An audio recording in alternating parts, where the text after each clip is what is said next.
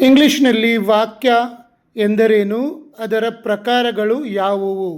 ವಾಕ್ಯ ಎಂದರೇನು ಮತ್ತು ಅದರ ಪ್ರಕಾರಗಳು ಯಾವುವು ನೋಡೋಣ ಬನ್ನಿ. ವಾಕ್ಯ ಅಂದರೆ ಸೆಂಟೆನ್ಸ್ ಅಂದರೆ ಒಂದು ಸಂಪೂರ್ಣ ಅರ್ಥವನ್ನು ನೀಡುವಂತೆ ಕ್ರಮಬದ್ಧವಾಗಿ ಜೋಡಿಸಲಾದ ಪದಗಳ ಗುಂಪನ್ನು ವಾಕ್ಯ ಎಂದು ಕರೆಯುತ್ತೇವೆ. ಉದಾಹರಣೆಗೆ, ಐ ಆಮ್ ಅ ಟೀಚರ್, ನಾನು ಒಬ್ಬ ಶಿಕ್ಷಕ. ಶಿ ಈಸ್ ಹ್ಯಾಪಿ, ಅವಳು ಸಂತೋಷವಾಗಿದ್ದಾಳೆ. ದೇ ಆರ್ ಪ್ಲೇಯಿಂಗ್, ಅವರು ಆಟವಾಡುತ್ತಿದ್ದಾರೆ. ಈ ಶಬ್ದಗಳ ಸಮೂಹ ಕ್ರಮಬದ್ಧವಾಗಿರಬೇಕು. ಅಂದರೆ ಐ ಬಂತು, ಆ್ಯಮ್ ಬಂತು, ಎ ಬಂತು, ಟೀಚರ್ ಬಂತು. ಇದು ಆಚೆ ಈಚೆ ಆಗಿದ್ದಿದ್ರೆ, ಹಿಂದೆ ಮುಂದೆ ಆಗಿದ್ದಿದ್ರೆ ಐ ಟೀಚರ್ ಎ ಆ್ಯಮ್ ಅಂತ ಇದ್ರೆ ಸರಿ ಆಗ್ತಿತ್ತಾ? ಇಲ್ಲ.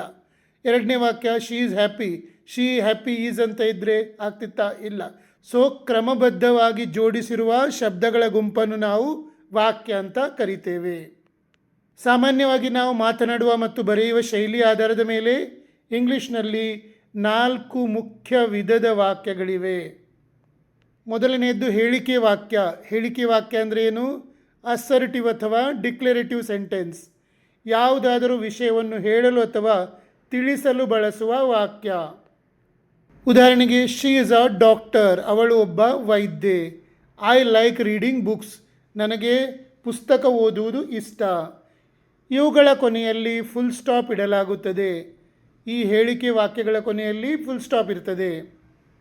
ಎರಡನೆಯದ್ದು ಪ್ರಶ್ನಾರ್ಥಕ ವಾಕ್ಯ, ಇಂಟರೋಗೇಟಿವ್ ಸೆಂಟೆನ್ಸ್, ಯಾವುದಾದರೂ ವಿಷಯವನ್ನು ಪ್ರಶ್ನಿಸಲು ಬಳಸುವ ವಾಕ್ಯ.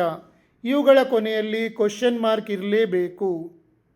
ಇವು ಸಾಮಾನ್ಯವಾಗಿ WH ಪದಗಳು ಅಂದರೆ ವಾಟ್, ವೇರ್, ವೈ ಅಥವಾ ಸಹಾಯಕ ಕ್ರಿಯಾಪದಗಳಿಂದ ಈಸ್, ಡೂ, ಕ್ಯಾನ್ ಆರಂಭವಾಗುತ್ತವೆ. ವಾಟ್ ಈಸ್ ಯುವರ್ ನೇಮ್, ನಿಮ್ಮ ಹೆಸರೇನು? Do you know the answer, ನಿನಗೆ ಉತ್ತರ ಗೊತ್ತೇ? ಮೂರನೇದ್ದು ಆಜ್ಞಾರ್ಥಕ ಅಥವಾ ವಿನಂತಿ ವಾಕ್ಯ, ಇಂಪರೇಟಿವ್ ಸೆಂಟೆನ್ಸ್, ಯಾರಿಗಾದರೂ ಆಜ್ಞೆ, ವಿನಂತಿ, ಸಲಹೆ ಅಥವಾ ಸೂಚನೆ ನೀಡಲು ಈ ವಾಕ್ಯಗಳನ್ನು ಬಳಸಲಾಗುತ್ತದೆ. ಉದಾಹರಣೆಗೆ, please give me some water, ದಯವಿಟ್ಟು ನನಗೆ ಸ್ವಲ್ಪ ನೀರು ಕೊಡಿ. ವಿನಂತಿ ಮಾಡುವುದು, ರಿಕ್ವೆಸ್ಟ್. ಕ್ಲೋಸ್ ದ ಡೋರ್, ಬಾಗಿಲು ಮುಚ್ಚು, ಆಜ್ಞೆ, ಆರ್ಡರ್ ಮಾಡುವುದು.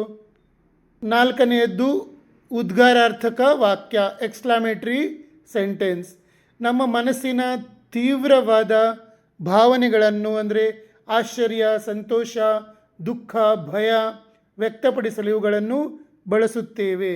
ಈ ವಾಕ್ಯಗಳ ಕೊನೆಯಲ್ಲಿ ಎಕ್ಸ್ಕ್ಲಮೇಷನ್ ಮಾರ್ಕ್ ಬಳಸಲಾಗುತ್ತದೆ. ಉದಾಹರಣೆಗೆ, ವಾಟ್ ಅ ಬ್ಯೂಟಿಫುಲ್ ಫ್ಲವರ್, ಎಂತಹ ಸುಂದರವಾದ ಹೂ. Wow, we won the match, wow, ನಾವು ಪಂದ್ಯವನ್ನು ಗೆದ್ದೆವು. ಈ ಥರ 4 ಮುಖ್ಯ ವಾಕ್ಯ ಪ್ರಕಾರಗಳಿವೆ. ನೀವು ಕೇಳ್ಬೋದು ಪಾಸಿಟಿವ್ ಮತ್ತು ನೆಗೆಟಿವ್ ವಾಕ್ಯ ಎಲ್ಲಿ ಬರ್ತದೆ ಅಂತ. ಅದನ್ನು ಸಹ ಮುಂದೆ ಕಲಿಸ್ತೇನೆ. ಪಾಸಿಟಿವ್ ಮತ್ತು ನೆಗೆಟಿವ್ ವಾಕ್ಯ ಪ್ರತಿಯೊಂದರಲ್ಲೂ ಬರ್ತದೆ. ಅದನ್ನು ನಾನು ನಿಮಗೆ ಮುಂದಿನ ವಿಡಿಯೋದಲ್ಲಿ ಕಲಿಸ್ತೇನೆ. ನಿಮಗೆ ನನ್ನ ಟೀಚಿಂಗ್ ಮತ್ತು ರಿಸರ್ಚ್ ಇಷ್ಟವಾದಲ್ಲಿ ನನ್ನ ಪೇಜ್ ಫಾಲೋ ಮಾಡಿ ಮತ್ತು ಶೇರ್ ಮಾಡಿ. ನಿಮಗೆ 3 ತಿಂಗಳೊಳಗೆ ಇಂಗ್ಲೀಷ್ ಮಾತನಾಡಲಿಕ್ಕೆ ಕಲಿಬೇಕು ಅಂತ ಇದ್ದರೆ, ನಾನು ನನ್ನ 32 ವರ್ಷಗಳ ಅನುಭವದಿಂದ ನಿಮಗಾಗಿಯೇ ಒಂದು ಕೋರ್ಸ್ ರಚಿಸಿದ್ದೇನೆ. 32 ವರ್ಷಗಳ ಮುಂಚೆ ನಾನು ಕ್ಲಾಸ್ ಸ್ಟಾರ್ಟ್ ಮಾಡಿದಾಗ ನನಗೆ ಸೇರುವ ಹೆಚ್ಚಿನ ವಿದ್ಯಾರ್ಥಿಗಳು 3ನೇ 4ನೇ 5ನೇ ಕ್ಲಾಸ್ನವರಿಗೆ ಮಾತ್ರ ಕಲಿತವರು. ಅವರಿಗೆ ಕಲಿಸುವಾಗ 3-4 ತಿಂಗಳೊಳಗೆ ಅವರು ಓದಲು, ಬರೆಯಲು ಮತ್ತು ಮಾತನಾಡಲು ಕಲಿತಿದ್ದರು. ಆ ಅನುಭವದಿಂದ ನಾನು ಹೇಳ್ತಾ ಇದ್ದೇನೆ ಮತ್ತು ಇಷ್ಟು ವರ್ಷದಿಂದ ನಾನು ಅದೇ ಮಾಡ್ತಾ ಬಂದಿದ್ದೇನೆ. ಹಾಗಾಗಿ ಇವತ್ತು ಗ್ಯಾರಂಟಿಯಾಗಿ ಹೇಳ್ತಾ ಇದ್ದೇನೆ, ನನ್ನ ಕೋರ್ಸ್ ಮಾಡಿದರೆ ನೀವು 3 ತಿಂಗಳಲ್ಲಿ ಮಾತನಾಡಲಿಕ್ಕೆ ಕಲಿತೀರಿ.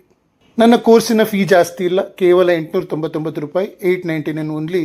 ಅದನ್ನು ನೀವು ನನ್ನ ನಂಬರಿಗೆ ಕಳಿಸಿದರೆ, ಯಾವಾಗ ಕಳಿಸ್ತೀರೋ ಆವಾಗಿಂದಲೇ ಕ್ಲಾಸ್ ಸ್ಟಾರ್ಟ್ ಮಾಡ್ತೇನೆ.